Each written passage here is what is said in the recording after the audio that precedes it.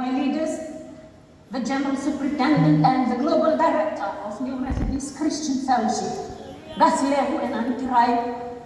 Thank you for your commitment, thank you for your sacrifice, and thank you for your love for God. You helped me found my crown, and I am grateful. And I also take this time to thank all our guest speakers today. We've been so blessed with all the words of encouragement, the words of wisdom, the divine impartation that only God knows we all needed to hear today. And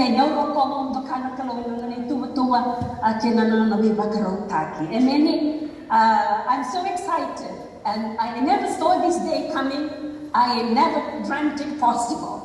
But only God knows the plans and the purpose that He has for each and every one of us. And just maybe someone will be blessed and someone will be encouraged or maybe challenged with what I'll share today. It's the assurance that nothing is impossible with our God. Luke 1:37, there is nothing that our God cannot do. Especially my role as a mother. I know we all wear different hats, but we only have one crown. And one of the hats we wear is a wifely hat, and one is a motherly hat. Maybe my testimony today will be more on my wifely duties and my role, my motherly duties and my role to my children. I will share an event of my life. I will share something that we went through as a family. As much as it is difficult for me to talk about this, I believe my family back home at the gymnasium as well today. This will be the first time for her to hear this. And it's just God's timing. It's just God's timing. So my prayer that you will be blessed with what I went through as a mom. As you heard, I was introduced today. We have 3 children. My eldest is 24. I have a 23-year-old son. And my only girl, my youngest, is 19. Today I will testify about what I went through with my middle son.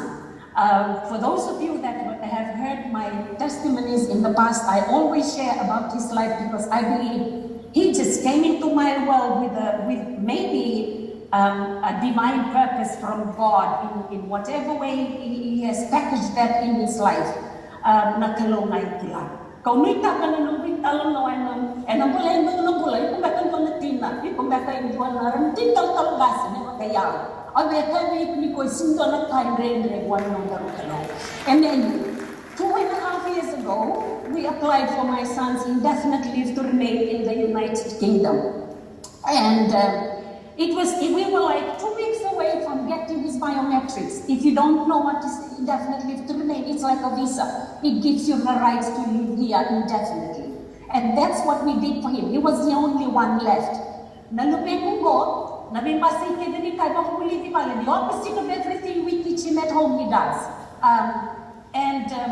As a parent, especially with the calling that you believe God has called you, in any ministry for that matter, you sometimes you get to a point where you struggle to balance life, to respect your children as individuals growing up and the age that they're in, and at the same time not trying to be too possessive or still think that there's a vanilla line. That's what I faced. I went through, and I'm still facing right now because my 3 grown-up children are still with me at home.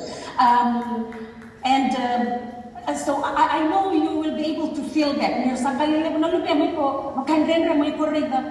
It's difficult for you to see where to draw the line. I want to respect him as an individual because he's a young adult. I want him to enjoy his life. I want him to